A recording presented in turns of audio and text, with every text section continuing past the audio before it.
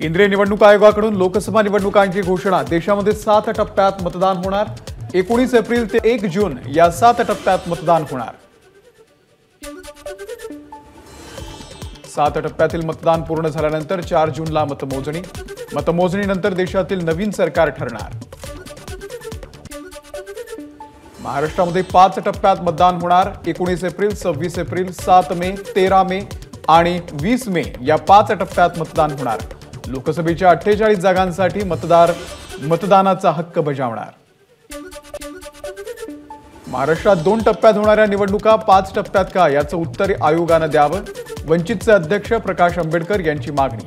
महाराष्ट्रामध्ये कुठे दळणवळण समस्या नाही, कुठे बर्फ पडत नाही, मग 5 टप्पे का? आंबेडकरांचा सवाल।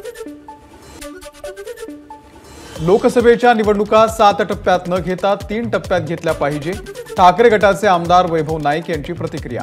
लोकसभेच्या निवडणुकीसाठी महाविकास आघाडी म्हणून सज्ज आहोत, नाईकांचं वक्तव्य। लोकसभा निवडणुकीनंतर जम्मू काश्मीरमध्ये विधानसभा निवडणुका होणार। निवडणूक घेण्यासाठी निवडणूक आयोग कटिबद्ध। मुख्य निवडणूक आयुक्त राजीव कुमार यांची प्रतिक्रिया। राहुल गांधींच्या वायनाड मतदारसंघामध्ये 26 एप्रिलला मतदान, तर नरेंद्र मोदींच्या वाराणसी मतदारसंघामध्ये 1 जूनला मतदान होणार। 4 राज्यांमधील विधानसभा निवडणुकांची घोषणा। आंध्र प्रदेश, सिक्कीम, ओडिशा आणि अरुणाचल प्रदेशमध्ये निवडणुका। भारतामध्ये 97 कोटी नोंदणीकृत मतदार, 10,05,000 पोलिंग स्टेशन असणार। 55 लाख ईव्हीएमचा वापर होणार। मुख्य निवडणूक आयुक्तांची माहिती। ज्यांचं वय 85 वर्षांपेक्षा अधिक आणि जे दिव्यांग आहेत त्यांच्या घरी जाऊन मतदान घेण्यात येईल। त्यासाठी त्यांना एक फॉर्म भरून द्यावा लागणार। मुख्य निवडणूक आयुक्त राजीव कुमार यांची माहिती। मतदार केंद्रावरती मतदारांसाठी विशेष सोयी असणार। मतदान केंद्रावरती शौचालय, व्हीलचेअर, पिण्याच्या पाण्याची सुविधा। सोशल मीडियाद्वारे अफवा पसरू देणार नाही। खोटी माहिती सोशल मीडियावरती टाकली असेल तर संबंधित यंत्रणा ती काढून टाकण्यासाठी पावले उचलू शकतात। मुख्य निवडणूक आयुक्तांची माहिती। निवडणूक प्रचारामध्ये लहान मुलांचा वापर झाल्यास आम्ही कडक कारवाई करू। मुख्य निवडणूक आयुक्तांचा इशारा।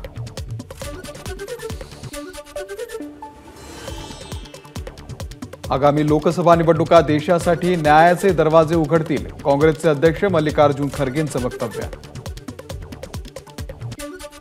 महायुतीच्या काही जागांचा तिढा कायम। आज मुख्यमंत्री आणि दोन्ही उपमुख्यमंत्री दिल्लीला जाण्याची शक्यता। जागा वाटपाचा 80% पेपर सोडवला, 20% प्रश्न बाकी। उपमुख्यमंत्री देवेंद्र फडणवीसांची माहिती। तर आमच्या आधी पेपर सोडवायला बसले, ते अजूनही सोडवत आहेत। फडणवीसांचा महाविकास आघाडीला टोला। जागा वाटपासंदर्भातील दिल्लीतील बैठकीनंतर अंतिम निर्णय होईल। खासदार सुनील तटकरेंची माहिती। तर सर्वांना सन्मानपूर्वक जागा मिळणार, तटकरेंचा दावा। आगामी लोकसभा निवडणुकीमध्ये भाजपचा 400 पारचा नारा।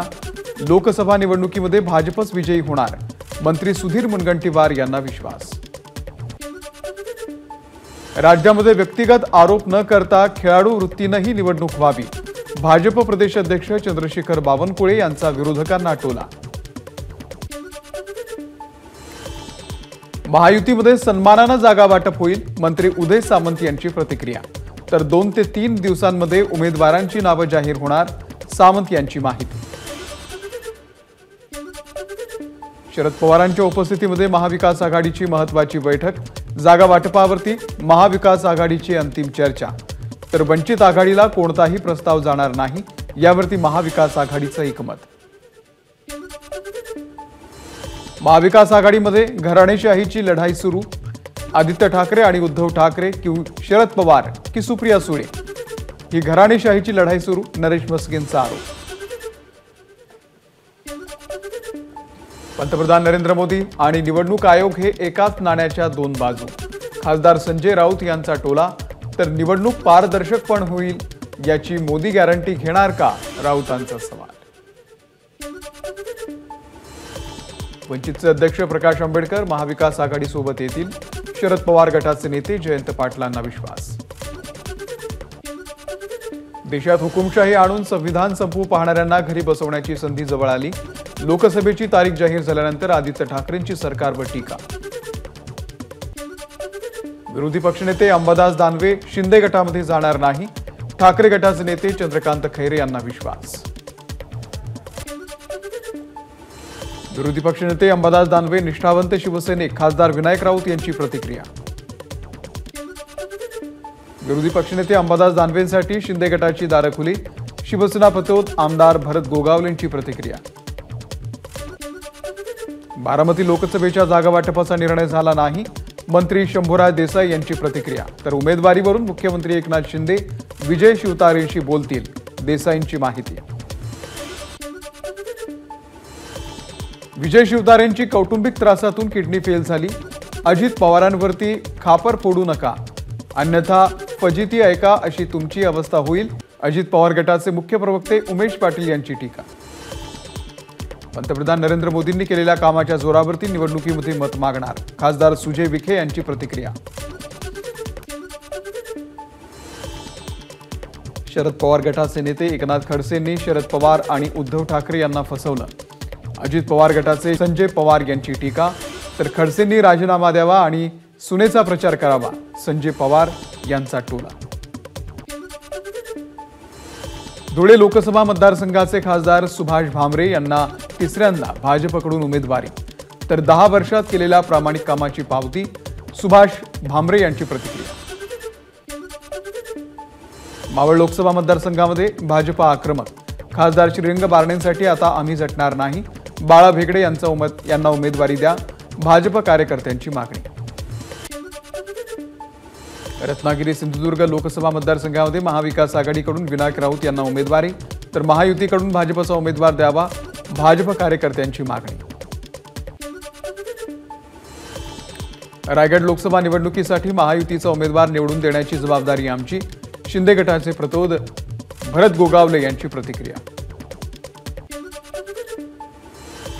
नांदेडमध्ये खासदार अशोक चव्हाणांमुळे भाजपची ताकद वाढली, खासदार प्रतापराव पाटील चिखलीकर यांचं वक्तव्य। प्राध्यापक मनोहर धोंडे यांची सेवा जनशक्ती पार्टी लोकसभा निवडणूक लढवणार, मनोहर धोंडेंची घोषणा। नांदेड लोकसभा निवडणूक स्वतः प्राध्यापक मनोहर धोंडे लढवणार असल्याची माहिती। अमरावती लोकसभेसाठी माझ्या उमेदवारीचा निर्णय पंतप्रधान नरेंद्र मोदी, गृहमंत्री अमित शहा आणि देवेंद्र फडणवीस घेतील, नवनीत राणा यांची माहिती।